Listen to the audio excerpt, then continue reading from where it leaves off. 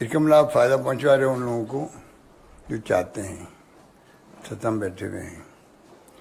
मैंने टाइम मांगा था डायरेक्टर ईडी से, डायरेक्टर सीबीआई से और चेयरमैन सीबीडीटी से।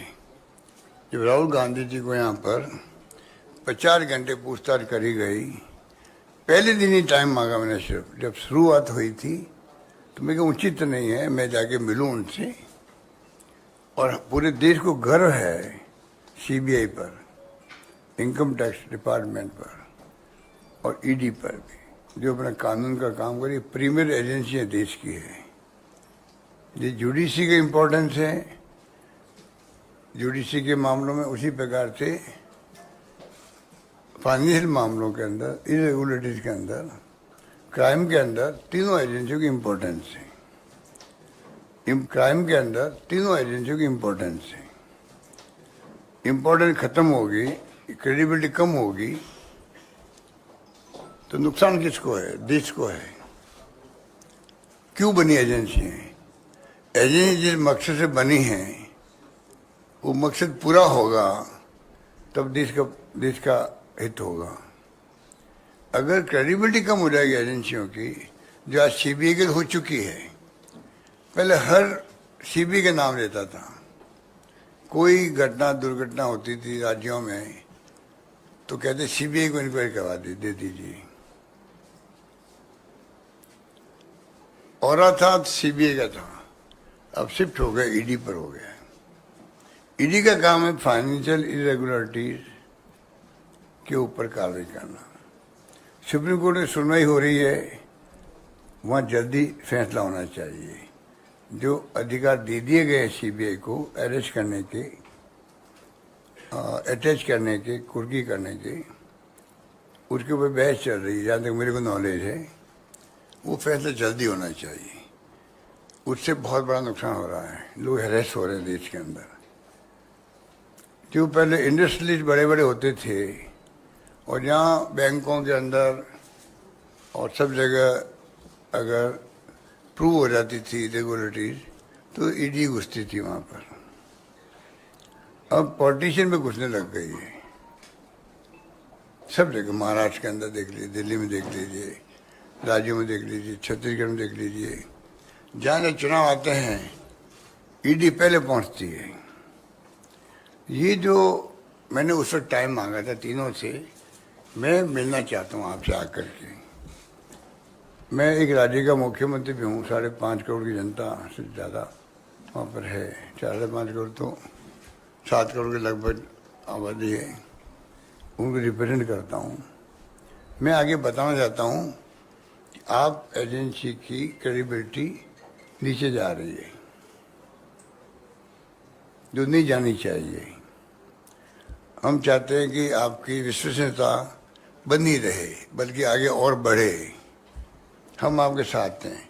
जहाँ फाइनेंशियल इरेगुलरिटी हो रही है, करप्शन हो रहा है, क्राइम हो रहा है, आप कड़ी से कड़ी कार्रवाई करो, तत्काल करो, जेल भेजो, अटैच करो प्रॉपर्टी, हम स्वागत करेंगे आपका। पर जिस प्रकार से आप इशारों पर, ऊपर के दबाव पर, ये साफ जाहिर पूरा देश देख रहा है, तो गाँव तो भी चर्चा होने लगी, गाँव के अंदर भी, कि ये क्या हो रहा है। गांव में चर्चा होने लग गई है। अब तो कई जगह ईडी वाले खुद ही जाके कहते हैं हम आधे घंटे बाद आने वाले हैं, आप थोड़ा देख लीजिए अपने आप को। ये स्थिति बन गई है जो मेरे पास रिपोर्ट आ रही है, जो बातें चलती रहती है। तो ये उचित नहीं है। मैं इस मौके, इस मंच से फिर मैं कहना चाहूँगा तीनों एजेंसियों के डायरेक्टर्स को, चेयरमैन को, कृपा करके ये तीनों एजेंसियों के अधिकारी कंपटीशन एग्जाम देके आते हैं, चाहे आरपीएससी को हो चाहे वो यूपीएससी को हो, एग्जाम देके पास होके आते हैं। एक प्रकार से शपथ लेते हैं, कमिटमेंट होता है देश के लिए। इनका कमिटमेंट देश के प्रति होना चाहिए और किसी के प्रति नहीं होना चाहिए। इनमें इतना साहस होना चाहिए मना करने का। मना करने का, हम दबाव में काम नहीं करेंगे, अब निष्पक्ष काम करेंगे हम लोग। अब जो स्थिति बन गई देश में वो उसी प्रकार की बन गई है जैसे आपने देखा होगा। और मैंने आंकड़े देखे हैं कि 10 साल का शासन था यूपी का। आंकड़े वैसे आपके पास होंगे, कोई नए आंकड़े नहीं हैं। 112 बार सिर्फ छापे डाले गए थे। आप तो बहुत सीनियर लोग बैठे हैं। और अब जो है 9 साल लगभग हो गए, 3010 छापे डाले गए। कहाँ तो 10 साल में 112 का 9 साल के अंदर 3010 छापे। चार्जशीट पेश हुई है, उसमें 93% हुई थी। इसका मतलब जेन्युइन छापे डाले गए थे 93%। अब है सिर्फ 888 जगह चार्जशीट पेश हुई है, मतलब सिर्फ 29% हुई है। तो आप सोच सकते हैं इतना बड़ा जो आपको अंतर महसूस हो रहा है वो चिंताजनक है। इसका मतलब है कि 3000 छापे डाले गए, उनमें क्या बीती होगी जिनको आप 800 के लगभग आप वहाँ पे चार्जशीट पेश कर पाए हो। जब छापे डाल दिए आपने, 9 साल हो गए, चार्जशीट पेश क्यों नहीं कर रहे आप? तो ये मैं इस रूम के अंदर आप सबको हाजिर नाजिर रख के ये कहना चाहूँगा, एजेंसियों को, पूरे देश की भावना है जो मैं बोल रहा हूँ। क्योंकि मैं भी अखबार पढ़ता हूँ, सोशल मीडिया देखता हूँ, टीवी देखता हूँ, और आजकल तो प्लेटफॉर्म पे डिस्कशन आते हैं आप लोगों के। अच्छे से अच्छे राइटर बैठते हैं, लेखक साहित्यकार बैठते हैं, जुल्म बंद है। देश देख रहा, बेबस है देश। आप मेरी भावना की कदर करना, मैं समझता हूँ, उम्मीद करता हूँ कदर करोगे। देश बेबस है। मणिपुर में जो हो रहा है, पूरा मुल्क का एक हिस्सा है, वो अभिन्न अंग है, हम कहते थे। वो अभिन्न अंग है तो उसकी तरफ कोई ध्यान दे रहा है क्या? पूरा देश बेबस है और प्रधानमंत्री को फुर्सत नहीं है एक दिन जाने के लिए वहाँ पर, एक दिन जाने के लिए। इतनी बड़ी घटना हो जाए, वो मैं एक्सप्लेन नहीं करूँगा, आप सबको मालूम है। सीएम ने क्या कहा, मीडिया ने क्या क्वेश्चन पूछे, सब मालूम है आपको। तो क्या हो रहा है? कश्मीर में भूकंप आ गया था एक बार, और वहाँ पे हम लोगों ने एक एनजीओ के माध्यम से, मैं मेरे मोमेंटो ऑप्शन करता हूँ, सुनामी के अंदर या गुजरात भूकंप के अंदर या कारगिल युद्ध के अंदर, तो जो मोमेंटो मिलते हैं सीएम को हम ऑप्शन करके पैसा भेज देते हैं। जब मैंने कश्मीर भूकंप के अंदर इकट्ठा करना शुरू किया तो मैंने एक आर्टिकल पढ़ा, मैंने उसमें लिखा था कि पूरा देश कहता है हिंदुस्तान कि कश्मीर हमारा अभिन्न अंग है। अब जब गुजरात भूकंप आया था तब तो लाखों हाथ खड़े थे मदद के लिए, वो हाथ नजर नहीं आते हमें। मणिपुर दूर है जरा, वहाँ की चिल्लाहट, वहाँ की भावना वो यहाँ तक पहुँचती नहीं है, मीडिया तक भी नहीं पहुँचती है। मीडिया ने गायब कर रखा है। तो आप सोच सकते हैं कि राहुल गांधी बार बार मोदी जी का, अडानी जी का नाम क्यों लेते हैं, मणिपुर का नाम क्यों लेते हैं? क्या एक विपक्ष के नेता का अधिकार नहीं है क्या वो अपनी बात कहे तो उसको रिस्पॉन्स करे? मुझे आप बता दीजिए, मेरे तो क्या बहुत लंबा अरसा हो गया राजनीति में, कोई भी घटना दुर्घटना हो, विपक्ष बोलेगा उसका धर्म बोलना चाहिए, उसी डेमोक्रेसी मजबूत होती है। तो क्या सत्ता पक्ष का धर्म नहीं है क्या? सत्ता पक्ष का उसको रिस्पॉन्ड करे, कुछ भी करो रिस्पॉन्ड। राजीव गांधी जी के वक्त में एक बार मीडिया को लेके एक फैसला हो गया था, आपने आवाज उठाई, राजीव गांधी ने वापस वो ले लिया। ये डेमोक्रेसी है। अब तो ना वो मिलते हैं प्रधानमंत्री जी आपसे, ना आप इश्यू बना पाते हो। आप लोगों का कसूर नहीं है, क्योंकि मीडिया के मालिक जो है उनको भी इनकम टैक्स, ईडी और सीबीआई का डर रहता है। मुझे कहते हैं संकोच नहीं, मैं तो बार बार कहता हूँ, चाहे वो नाराज भी होते होंगे मालिक लोग, पर मैं कहते चूकता नहीं हूँ। कोविड आ गया तो आप देख रहे हो तनख्वाह आपकी आधी कर दी। मैं आपको भड़का नहीं रहा हूँ, दिल की पीड़ा बता रहा हूँ आपको, खाली पीड़ा बता रहा हूँ। निकाल दिया गया लोगों को, निकाल दिया गया। आप लोग भी ट्रांसफर पोस्टिंग डरते हो पॉलिटिशियन की तरह। हमारे सरकार में ट्रांसफर पोस्टिंग होती है, आपके भी राज्यों में जो काम करने वाले लोग हैं ट्रांसफर पोस्टिंग डरते हैं वो भी। तो आप लोगों की स्थिति भी कोई बहुत अच्छी नहीं है। क्यों मैं भटक गया बात करते करते। मैं जो कह रहा था कि मैंने कहा भाई मैं मिलने आना चाहता हूँ आपसे, मैंने शुरुआत से करी थी और वो शुरुआत मेरी वहीं रह गई। इमीडिएटली अपॉइंटमेंट आ गई मेरे पास में, मुझे बड़ी खुशी हुई। कब मैं जाके अपनी बात कहूँगा, और मैंने मीडिया को भी कह दिया भाई मैं जा रहा हूँ सीबीआई डायरेक्टर से मिलने, income tax director CBI chairman से और सीबीआई डायरेक्टर मिलने के लिए। जैसे मैंने मीडिया को कहा, फटाफट फोन आ गया, नहीं अभी आप आना ही होते हैं, हम खुद मिलेंगे आप आकर के। अभी तो मैं उनका इंतजार कर रहा हूँ, वो अभी तक आया नहीं है। कब आएंगे मुझे पता नहीं। आएंगे, मैं चाय पिलाऊंगा, उनसे गपशप करूंगा, बताऊंगा कि मैं क्या फील करता हूँ। तो कहने का मतलब ये है कि आज मैंने सिर्फ आपको इतने, अब हमारे राजस्थान में संजीवनी है, एक एग्जाम्पल दे रहा हूँ आपको। संजीवनी नाम का एक घोटाला बहुत बड़ा राजस्थान होगा, लोग जेल में बैठे हुए हैं। गजेंद्र शेखावत का जो नाम है केंद्रीय मंत्री, वो उसमें शामिल है, आरोपी है। उन्होंने मेरे खिलाफ डिफेंस केस कर रखा है दिल्ली में, वो अलग बात है। पर मैं पूछना चाहता हूँ, हमारी एसओजी ने FIU जो होता है फाइनेंशियल मिनिस्ट्री के अंदर, फाइनेंशियल इरेगुलरिटीज यूनिट, उनको 50 बार टेलीफोन किए, लिख के भेजा भाई आप हमारी इमदाद करो, क्योंकि फाइनेंशियल का ट्रांजेक्शन विदेश के अंदर भी है। इसका कोई कार्रवाई नहीं करी। एक बार जवाब दिया, रुक गए। उसके बाद में ईडी जो है, ये ईडी का केस परफेक्ट बनता है, फाइनेंशियल ट्रांजेक्शन है, वहाँ ईडी नहीं घुस रही है, वहाँ नहीं घुस रही ईडी घुस रही। तो ये जो स्थिति बन रही है देश के अंदर, मैं समझता हूँ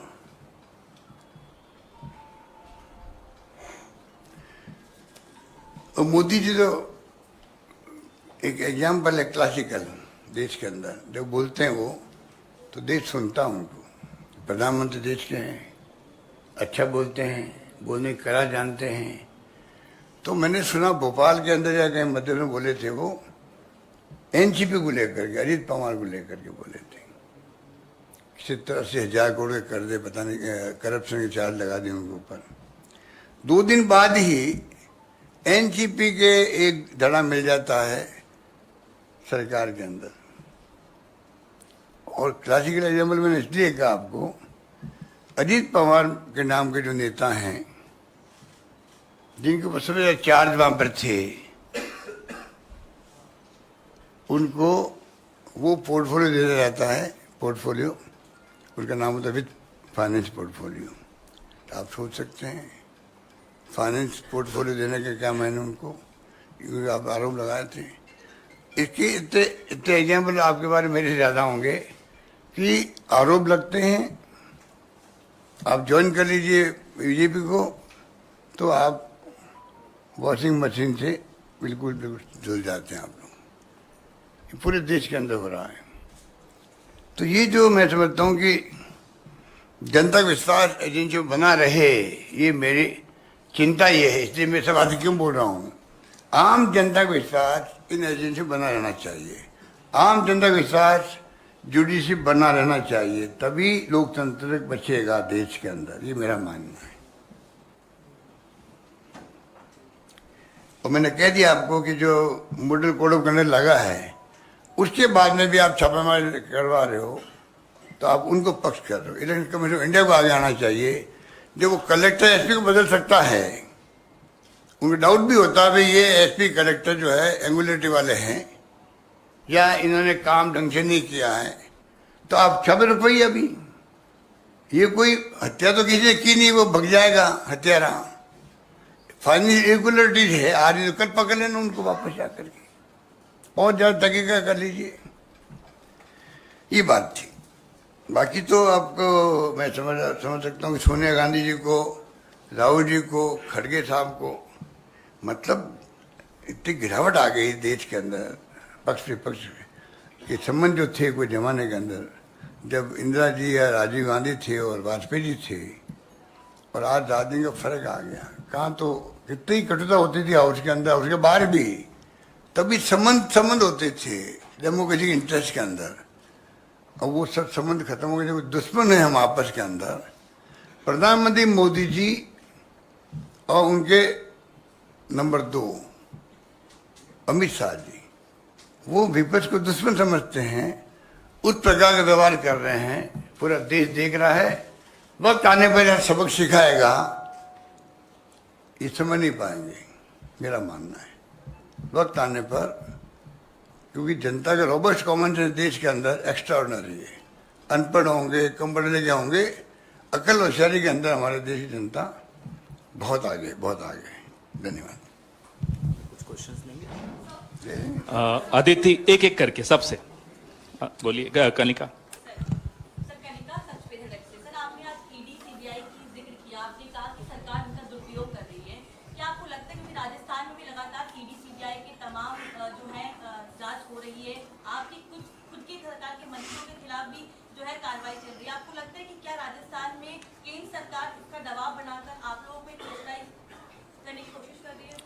देखिए, वहाँ तो उनको कुछ मिल नहीं रहा है, तो वहाँ के जो मेंबर पार्लियामेंट वगैरह हैं उनको इशारा करना पड़ा, तो रोज सीबीआई ऑफिस में जाओगे, लोगों को भेजो। जहाँ तक मेरे को जानकारी है, पिछले साल भर की, ईडी ऑफिस जाते हैं यहाँ पर लोग, झूठी शिकायतें करते हैं, मिली भगत से फिर वहाँ आवाज़ उठाते हैं वहाँ के एमपी वगैरह, और सीबीआई जाके जांच करने का प्रयास करती है। वहाँ मैंने देखा, अभी एक हमारे मिस्टर करोड़ी मीणा हैं, वो एक गए वहाँ पर मॉल में, गणपति प्लाजा में गए, नाम सा यही था। 500 करोड़ के यहाँ पर अंदर पैसा पड़ा, ब्लैक मनी पड़ा है। यहाँ पर वो बॉक्स क्या कहते हैं, क्या होता है, लॉकर मेरा है नहीं, इसलिए मैं बोल रहा हूँ। लॉकर का नाम भूल गया। मेरी माँ के साथ में लॉकर था बचपन के अंदर, माँ के मरने के बाद में वो लॉकर बंद हो गया, इसलिए मेरे नाम भूल गया लॉकर का मैं। तो लॉकर में 500 करोड़ पड़े हैं। इतना भयंकर तूफान मचाया, ईडी पहुंच गई वहां पर। आप बताइए, एक कोई एमपी या कोई आम आदमी कहीं जाके बैठ जाए बैंक के बाहर, इसके अंदर ब्लैक मनी पड़ी है, 500 करोड़ की पड़ी है, ईडी पहुंच जाती वहां पर। पहली बात तो पुलिस का काम है, जाके तुम लॉ एंड ऑर्डर स्थिति खराब मत करो, ये काम इनकम टैक्स का काम है। आप जाके इन्फॉर्मेशन दो, इनकम टैक्स को इन्फॉर्मेशन दो, मेरी जानकारी में आया पैसा पड़ा, वो आपको उनका हक है। धरना दे दो आप जाके, ईडी पहुंच जाए, इनकम टैक्स पहुंच जाए। पता नहीं कौन कौन पहुंच गए वहां पर। ये मिली भगत है केंद्र सरकार की, ईडी की और उस एमपी साहब की, ये सब मिली भगत का खेल हुआ। अभी पूरा देश देख रहा उसको भी। अदिति एक एक करके, बिल्कुल अभी करवाते हैं। सर, अभी हाल ही में सरकार ने विमेन रिजर्वेशन बिल को पास करवाया। महिला सशक्तिकरण की वो लगातार बात करते हैं। अगर राजस्थान का जिक्र करें तो वहां पर उनके पास महिला भी हैं जो पूर्व में मुख्यमंत्री भी रह चुकी हैं, लेकिन उनको लगातार इग्नोर किया जा रहा है। टिकट उनके जो लोगों की काटे जा रही है, इसको आप कैसे देखते हैं? देखिए, वो उनकी पार्टी का अंदरूनी मामला, मेरा कोई कमेंट नहीं करना चाहूंगा मैं। एक सेकंड, संजीव चोपड़ा सर। हाँ, पर आदित्य जी, मैं आपका नाम आदित्य जी, मैं कहना चाहूंगा, मेरे कारण उनको सजा नहीं मिलनी चाहिए। मेरे कारण उनको सजा नहीं मिलनी चाहिए, ये अन्याय होगा उनके साथ में।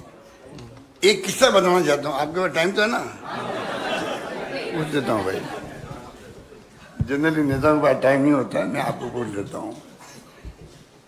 देखिए, मेरी सरकार जब गिर रही थी तो मेरे कैलाश मेघवाल है, जो स्पीकर थे, गृह मंत्री थे उनके, उन्होंने एक किस्सा बताया मेरे जो मैंने किया जिंदगी के अंदर। जब मैं पीसी प्रेसिडेंट था 90s के अंदर, तो मेरे भैरव शेखावत थे, मुख्यमंत्री थे। वो क्विलन गए थे अमेरिका, अपना तीसरी बार बाईपास करने गए, तीसरी बार बाईपास करने गए, तीसरी बार। उस जमाने में बचपन में सुनते थे, ह्यूस्टन में जाते थे पहले लोग, ह्यूस्टन से बाद में क्विलन जाने लग गए।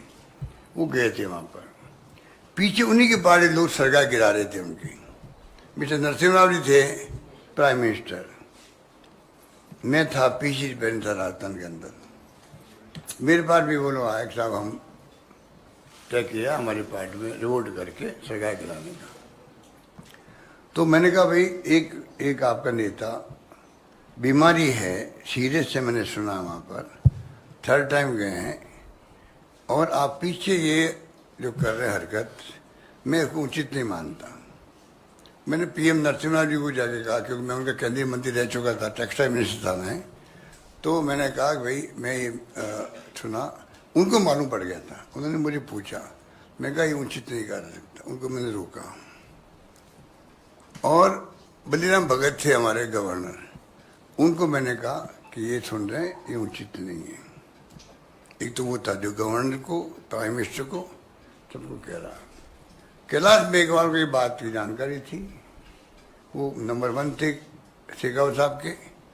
उन्होंने अभी जब क्राइसिस हमारा आया तो उन्होंने कह दिया ये बात भी कि हमारे यहाँ परंपरा कभी नहीं रही है इस प्रकार सरकार ने टॉपर करने की। इतना ही उन्होंने स्टेटमेंट दिया। मेरे मुंह से निकल गया एक मीटिंग के अंदर, क्योंकि वसुंधरा जी के जो फॉलोवर एमएलए थे वो भी लॉबी मिलते हैं हम लोगों से, कहीं मिल जाते हैं। तो उन्होंने, उनके मुंह निकल गया होगा भाई हमारे मुख्यमंत्री जो एक्स मुख्यमंत्री वसुंधरा जी है वो भी इसी विचार किए जो कैलाश जी ने कहा है। इतने मेरे पास इंफॉर्मेशन थी उनकी। मैंने गलती से वो कोट कर दिया धौलपुर के अंदर। मेरी सरकार जब क्राइसिस में थी तब कैलाश मेघवाल जी ने वसुंधरा जी की भावनाएं थी। मीडिया में आप देखते हो कि थोड़ा फ्लेवर लग जाता है, आप फ्लेवर लगाने में बड़े, बिना फ्लेवर न्यूज बनती नहीं है आपकी, गलती आपकी भी नहीं है, बिना फ्लेवर की न्यूज बनती नहीं है। और मैं भुगत भी रहा हूँ उस फ्लेवर से। अभी मैंने कह दिया कि जुडिशरी में करप्शन है राजस्थान में, मैंने कह दिया। मेरे खिलाफ में एक भाई चले गए कोर्ट के अंदर कंटेम्प्ट कोर्ट लगाने के लिए, तो मैंने जवाब दिया भाई 9 सुप्रीम कोर्ट के रिटायर्ड जजेस, 9, 2 सीजेआई, उनके मैंने आर्टिकल पढ़े हैं, वो सब कह रहे हैं जुडिशरी में बहुत करप्शन है। तो ये मेरी भावना नहीं है, मैंने जो पढ़ा, जो पर्सन बना, मैंने उसको कोट किया है। तो मैंने मेरा रिप्लाई दिया है कि भाई मेरी भावना नहीं, पूरे देश के सुप्रीम कोर्ट जजेस तक कह रहे हैं, सिटिंग जजेस तक ने कह दिया, सीजेआई कह रहे हैं, तो मैंने वो मेरी भावना नहीं थी, मैंने प्रकट की है। फिर भी अगर कोर्ट को लगे जुडिशरी को सम्मान करना हमारा फर्ज बनता है, और मेरा कमिटमेंट है कि जुडिशरी मजबूत होगी, देश में डेमोक्रेसी बचेगा। जब मैं ये बात कहता हूँ तो मैंने कहा फिर भी अगर आपको लगे कि मैंने इसमें कंटेम्प्ट किया है तो मैं अनकंडीशनल अपॉलॉजी मांगता हूँ, मैंने लिख के दे दिया। तो कहने का मतलब ये है कि वो फ्लेवर लग गया। मैंने कहा, मैंने सुना है कि एडवोकेट फैसले लिखते हैं, वो फैसला आता है। अखबार ने लिख दिया, वकील लोग फैसले लेके लिख के ले आते हैं और हाईकोर्ट जज फैसले देते हैं। फ्लेवर लग गया, उस पर उनको मौका मिल गया एक व्यक्ति को जाने का, इसको मैंने फ्लेवर कहता हूँ मैं, ठीक है। संजीव चोपड़ा जी। राजस्थान में चुनाव को करीब 1 महीना रह गया है। सर, राजस्थान के चुनाव को करीब 1 महीना रह गया है। बीजेपी ने अपने कैंडिडेट्स डिक्लेयर कर चुके हैं, कांग्रेस का अभी एक भी कैंडिडेट नहीं आया। और कुछ जैसे आप कह रहे हैं मीडिया में फ्लेवर चल रहा है कि कुछ आप में और पार्टी में डिफरेंसेस हैं कुछ कैंडिडेट्स को लेके, क्या यही रीजन है कि डिले का रीजन यही है कि यही विपक्ष को तकलीफ है, जो फैसले हो रहे हैं पार्टी के अंदर सिलेक्शन के प्रोसेस से, उनको तकलीफ भी हो रही है इनके झगड़े क्यों नहीं हो रहे हैं? आप सचिन पायलट की तरफ इशारा कर रहे होंगे। जितने फैसले हुए हैं सबकी राय से हुए हैं, सबकी राय हो। जो भी सचिन पायलट साहब के जो हमारे सपोर्टर भी होंगे, उन सबके फैसलों में भागीदार बन रहा हूँ, उनके पक्ष में।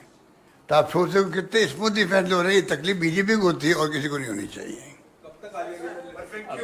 एक सेकंड सुनिए, I'll just come back। एक एक करके आप पूछिए। हाँ, गहलोत जी, राजस्थान को लेकर एक सवाल है मेरा। अभी आपने जिक्र किया था आपकी सरकार जब मुश्किल में आ गई थी, तो मुश्किल में वो आप ही की पार्टी के जो विधायक थे बागी हुए थे, उनके चलते आई थी। तो जो अब जो टिकट वितरण हो रहा है, क्या उन एमएलएज जो बागी हुए थे उन पर भी पार्टी भरोसा करेगी या आपका विरोध रहेगा? मैंने इस जवाब जो दिया था ना, ये आप पर जवाब सोच के दिया था मैंने। हमने कहा देखिए, हो गया। अभी एक एक करके जवाब तो देने दीजिए। मैं जब होटल में हम लोग 40 दिन रहे थे ना, जब हाईकमांड के आदेश से हम लोग सब गिले शिकवे जो भी थे, एक फैसला हाईकमांड ने कर दिया। तो मैं बाहर आया था, होटल से बाहर आया था, तो आप मैंने कई लोगों को शायद हो सकते याद हो, पहला स्टेटमेंट मेरा मीडिया में था, फॉरगेट एंड फॉरगिव। इन भावना से हम काम करेंगे। और मेरे कहते घर है, आप सुनिएगा, मैं प्रवचन नहीं दे रहा हूँ हालांकि, पर आपने कहा मैं हमारे पास टाइम है। मैंने कहा कि हिंदुस्तान के अंदर ऐसा बहुत कम होता है। मिस्टर अजय माकन जो जनरल सेक्रेटरी थे हमारे, ये बैठे वहाँ असेंबली के अंदर मेरे रूम में 1 by 1 122 लोगों से मिले, विधायकों से। उसमें जो आप कहते हो वो विधायक भी थे, सारे लोग थे। अगर एक स्वर में कोई कहे किसी स्टेट के अंदर, उसमें राजस्थान हो सकता है जहाँ सबने कहा हम चाहे किसी के साथ पॉलिटिकल हो सकते हैं। काम के मामले में मुख्यमंत्री कोई भेदभाव नहीं कर रहे हैं। काम के मामले जो हम काम मांगते हैं हम काम देते हैं, और काम इतने देते हैं जो मांगते। तो मेरे जुमला बन गया, बहुत फेमस जुमला राजस्थान में है, जो मैंने कहा, तुम मांगते मगर थक जाओगे, मैं देते देते नहीं थकूंगा। वो मैं निभाया वहाँ। राजस्थान है। और इसलिए आप समझ लीजिए, वो जो गए हैं, कहीं गए हैं, अभी क्राइटेरिया सिर्फ एक है, वो है विनिबिलिटी क्राइटेरिया है। वो सब बातें हम भूल चुके हैं। हम सब एक होके इलेक्शन लड़ना चाहते हैं। सुनील, आप यूं ही बोल दीजिए, आवाज आ जाए। Sir, I just, coming back because you say English इनसे कीजिए। नहीं, भाई I have to, मेरा हिंदी इतना अच्छा नहीं है, हम साउथ इंडिया से है, फिर भी मैं कोशिश करूंगा। आप बोल रहे हैं हिंदी अच्छी बोलते, मैं जानता हूँ, 25 साल से आपको। सर, ये आप बोलता है forgive and forget, पर सच्चाई ये है कि जो आपका चुनाव जो हो रहा है, there is still no, you have gone with a single name with the screening committee.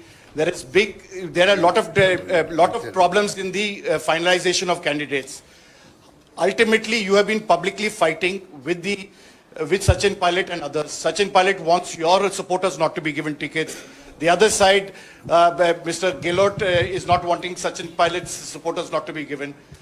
Can you win this election with this kind of fighting that is taking place and public fighting that has carried on? And you said forgive and forget, but you also called somebody a traitor. So how do you go forward with that? आपने गदर का ये आप फिर question कर दिया। मैंने यही तो कहा आपको कि हम सब एकजुट थे, हम सब एकजुट हैं। जब उनके साथ लोग गए थे, उनके टिकट सब क्लियर हो रहे हैं करीब करीब। उससे बड़ा उदाहरण क्या मैं दे सकता हूँ आपको? एक टिकट पे भी मैंने ऑब्जर्वेशन नहीं किया हो मीटिंग के अंदर, उससे अंदाज कर लीजिए कितनी पेगाएगी हमारी, कितनी प्यार मोहब्बत आपस के अंदर है। एक सेकंड, अब एक सेकंड, अगर यही सवाल अलग अलग तरीके से दोहराएंगे तो फिर प्रेस वार्ता खत्म करें। नहीं, कुछ और सवाल है तो फिर आप पूछिए।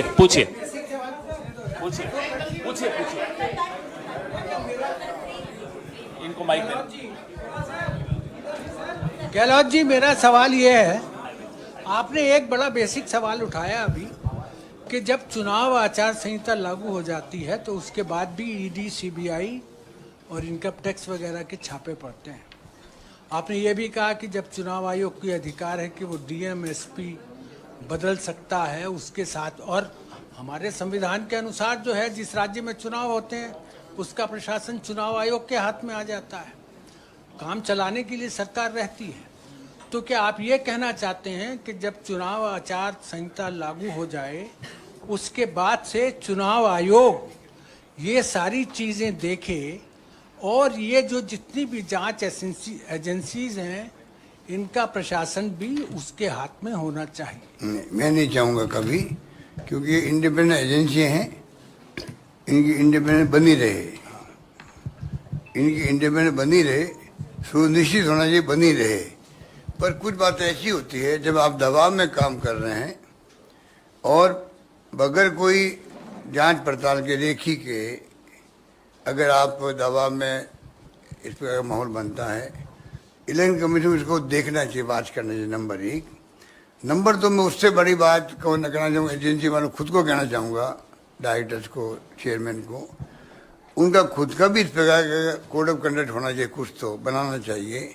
अब एक बार इलेक्शन शुरू हो गया है, अब इसको रोक देते हैं हम लोग, 2 मिनट बाद वापस शुरू कर दें, कौन रोकता उनको? वो तो क्रिमिनल का काम किया है, फाइनेंशियल या क्राइम का, तो रोक कौन रहा भाई? और रुकना चाहिए भी नहीं।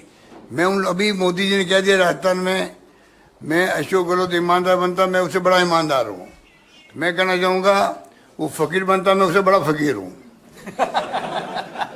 मैंने जिंदगी में 1 इंच जमीन नहीं खरीदी, एक ग्राम सोना नहीं खरीदा, मैंने कोई प्रॉपर्टी नहीं बनाई। मेरी बेटी की शादी में कोई 90,000 का मेरे को लगता है मेरी वाइफ ने चेक दिलवाया होगा, तो मैं भी बड़ा फकीर हूँ उनसे। इसलिए वो दावा नहीं कर सकते कुछ भी। उनको चाहिए ईडी इनकम टैक्स को रोके, उनको चाहिए, प्राइम मिनिस्टर को चाहिए। प्राइम मिनिस्टर को नहीं, अगर उनमें ईमानदारी है तो पीएम को इंटरवेन करना चाहिए। अगर गृह मंत्री नहीं मान रहा है तो गृह मंत्री बात किसी की मानेगा भी नहीं। अगर मानेगा तो सिर्फ एक आदमी को मानेगा, वो है नरेंद्र मोदी जी का नाम है। मानना चाहिए, करना चाहिए। बहुत गलत काम कर रहे हैं और देश उनको माफ नहीं करेगा, मेरा मानना है। मौसमी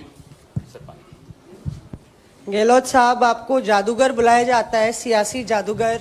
तो ये बताइए, अगर कांग्रेस की सरकार आती है, आपकी सरकार आती है राजस्थान में, तो क्या अशोक गहलोत दोबारा घोड़ा चढ़ेंगे या फिर राजस्थान से रुख मुंह मोड़ के दिल्ली की ओर आएंगे? टायर या रिटायर होने वाले अशोक गहलोत या नहीं होने वाले? देखिए, ये बोला अगली बार घोड़ा आप ही चढ़ेंगे। देखिए, नाम क्या? मौसमी जी, आप मुझसे बेंगलुरु में बहुत गपशप कर चुकी हो।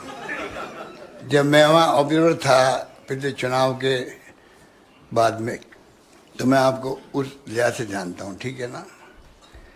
आपने क्वेश्चन पूछा है, उसका जवाब ये है, पता नहीं मुझे यहाँ देना चाहिए, पर क्योंकि फ्रेंडली माहौल है इसलिए मैं कुछ भी कह सकता हूँ और मुझे माफ़ करेंगे आप सब लोग, ठीक है? कि मुझे सोनिया गांधी ने चूज किया पहली बार। सोनिया गांधी जी के अध्यक्ष बनने के बाद में पहला निर्णय उन्होंने किया है देश के अंदर, वो किया अशोक गहलोत मुख्यमंत्री बने। उन्होंने कुछ सोच समझ के मेरी परफॉर्मेंस देख के पीसीसी प्रेसिडेंट, में उस वक्त पीसीसी प्रेसिडेंट था, मैं उम्मीदवार नहीं था मुख्यमंत्री पद का, और कांग्रेस में उम्मीदवार नहीं बनना ज़्यादा बेहतर रहता है।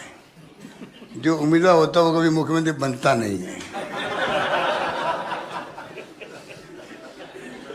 तो उन्होंने जो है मुझे सेलेक्ट किया और मैं मुख्यमंत्री बना। हार गया, खूब कैंपेन किया सोनिया गांधी जी ने, अकाल सूखे के अंदर खूब दौरे किए, तब भी चुनाव हार गए। कई कारण है, वो कारणों में अभी नहीं जाना चाहता। फिर वापस मुझे मौका दिया एआईसीसी के अंदर, फिर वापस भेजा मुझे मुख्यमंत्री बना के, फिर चुनाव हार गए और हार बुरी तरह से हुई हमारी। 21 पे आ गए हम लोग। जब मोदी जी आए, प्राइम मिनिस्टर बनने का माहौल बना इनको बनाया चेहरा बीजेपी ने, आरएसएस ने। पहले कैबिनेट कमेटी चेयरमैन मार्च 8 के अंदर, और सितंबर में बना दिया 8 के अंदर, ये प्राइम मिनिस्टर के उम्मीदवारों, नहीं सॉरी 12 के अंदर, 12-13 के अंदर, ठीक है ना, 12 के अंदर, 13 के अंदर, 13 के बना दिया। और वो उस वक्त में माहौल ऐसा बना कि दिल्ली में हम लोग चुनाव हार गए, बेटा हमारे साथी। तो जब चुनाव दिल्ली में आ रहे, वैसे हम लोग राजस्थान, मध्य प्रदेश, राजस्थान और दिल्ली जब हमारी सरकारें थी हम हार गए। और मध्य प्रदेश और छत्तीसगढ़ की सरकारें जाने वाली थी, वो उस माहौल में बच गई। थर्ड टाइम ये हुआ था। तो तीसरी बार मुझे मुख्यमंत्री फिर चांस मिल गया। अभी मैंने मैंने हमारे वहाँ 25 लाख का बीमा है। मुझे कहते घर है कि देश में नहीं, दुनिया में कहीं नहीं होगा, जो राहुल गांधी जी ने कहा था यहीं पर अभी, कि राइट टू हेल्थ एक्ट बना दिया हमने मांग की प्रधानमंत्री जी से, 4 कानून पास किए, RTI, RTE, food security act और नरेगा। 5वां कानून बनाओ आप, मेरी आरी मांग है आप सबके सामने, right to social security, social justice के लिए। जो राहुल गांधी का जो न्याय योजना थी, उसी का रूप बड़ा है। दुनिया के मुल्कों में हर परिवार को जिंदा रख, परिवार चलाने का हक है, सरकार का हक रहता है। दुनिया के यूरोपियन कंट्री में रहता है, क्यों नहीं देश के अंदर हो। आप विश्व गुरु बनने की बातें करते हो, बिल्कुल तब बनोगे तब कुपोषण नहीं होगा, भूखमरी नहीं होगी, परिवार चलेंगे अपने, हर परिवार का नागरिक, देश का नागरिक। ये बाबा 140 करोड़ की बात तो करते हैं प्रधानमंत्री जी, 140 करोड़ की गारंटी देनी चाहिए उन लोगों को। 140 करोड़ जनता के साथ में सोशल सिक्योरिटी का कानून मैं लाऊंगा पार्लियामेंट के अंदर, ये उनको करना चाहिए। इसलिए मैं जो कहना चाह रहा था आपको भूल गया हूँ। क्या बात? घोड़ा चढ़ेंगे या नहीं? हाँ, ऐसी बातें भूल जाता हूँ मैं। संदीप फुकन जी, बस। बोलने दीजिए पूरी बात की बात है तो। एक सेकंड, जवाब तो खत्म होने दीजिए। उसका नाम ही मौसमी है, तो मौसमी को मना कैसे कर सकते हैं। तो मैं मौसमी कह रहा था, 30 में मुख्यमंत्री बना, तो अभी मैंने हार्ट ट्रांसप्लांट कर रहा, हार्ट। आपने सोशल मीडिया में देखा भी वो शायद कुछ लोगों ने, वो लेडी बोल रही है क्या मेरा हार्ट ट्रांसप्लांट हुआ फ्री के अंदर। हमारे वहाँ घुटने, हार्ट, लीवर, किडनी सब फ्री हो रहा है। हार्ट मतलब सब कुछ फ्री है राजस्थान, कोई सोच नहीं सकता। वो माहौल है राजस्थान के अंदर इलाज का, कोई सोच भी नहीं सकता, फ्री इलाज है। तो उसने कहा साहब भगवान करे आप वहाँ पर मुख्यमंत्री बने, 4थी बार मुख्यमंत्री बने। तो मैंने उनको कह दिया सुनो भाई माता जी, आप जो है आप बताइए, आपका हार्ट ट्रांसप्लांट हो गया, मैं मुख्यमंत्री पद छोड़ना चाहता हूँ, पर ये पद मुझे नहीं छोड़ रहा है। अब तुम समझ जाओ कितनी हिंदुस्तान में कितने मुख्यमंत्री की हिम्मत है जो ये कहे कि मैं पद छोड़ना चाहता हूँ, पद मुझे नहीं छोड़ रहा। बताइए दीजिए कितने मुख्यमंत्री है इतिहास में, कभी किसी ने कहा क्या? मैं कह रहा हूँ मैं छोड़ना चाहता हूँ, आज ही कह रहा हूँ छोड़ना चाहता हूँ, ये पद मुझे नहीं छोड़ रहा है और शायद छोड़ेगा भी नहीं। 2-3 और ले लें सर। संदीप फुकन जी, एक सेकंड, माइक ऑन में दीजिए, सबको मिलेगा। गहलोत साहब ने कहा भी उनके पास समय है, सबके सवाल ले रहे हैं। संदीप फुकन जी को दीजिए। नहीं। सर अभी आपने कहा कि जो पायलट साहब के सुनिए एक बार, मैं बीच में बोल रहा हूँ। मैंने आपको मौसमी जी खाली मजाक बात सुने, मैंने कहा मजाक के अंदर कि मेरा मतलब पद छोड़ने का मतलब ये है, छोड़ना नहीं, छोड़ नहीं रहा है, कि मुझ पर इतना विश्वास हाईकमान ने किया है। रेयर होता है देश के अंदर, कुछ तो कारण होंगे, कुछ कारण होंगे कि सोनिया गांधी, राहुल गांधी, प्रियंका गांधी मुझ पर विश्वास कर रही है, जो ये फैमिली है जो कांग्रेस को एकजुट रखे हुए हैं। कुछ तो कारण होंगे भाई कि मुझे क्यों बनने का मौका मिला है, कुछ तो कारण होंगे। तीसरी बार इतने मैंने कहा कि मेरे लिए अभी जो है देश में जो हालात बन रहे हैं, जिसके लिए राहुल गांधी संघर्ष कर रहा है, राहुल गांधी एकमात्र नेता है जो मुकाबला कर रहे नरेंद्र मोदी जी का, तो हमारा फर्ज बनता है कि हम जो है कोई पद की बात करने के बजाय उनके हाथ मजबूत करें। देश हित के अंदर देश बचना चाहिए, ये मेरी प्रायोरिटी है। अब उसके अंदर कोई पार्टी फैसला करती है, वो हमें सबको मंजूर होता है। मेरा भावना ये थी। मतलब सर अभी आपने कहा कि फॉरगेट एंड फॉरगिव, इधर आपके सामने। कौन बोल रहा है? सॉरी।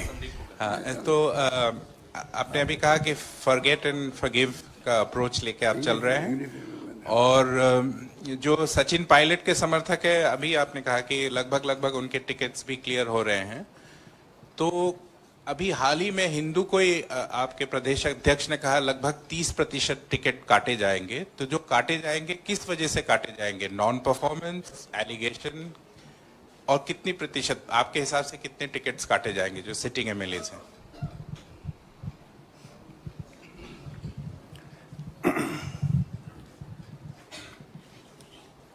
देखिए, मैंने अभी एक सवाल के जवाब में कहा था, ये बात हकीकत है, जो आप दिल्ली के लोग बैठे हैं या देश के अंदर, 3 बातें अभी चल रही है।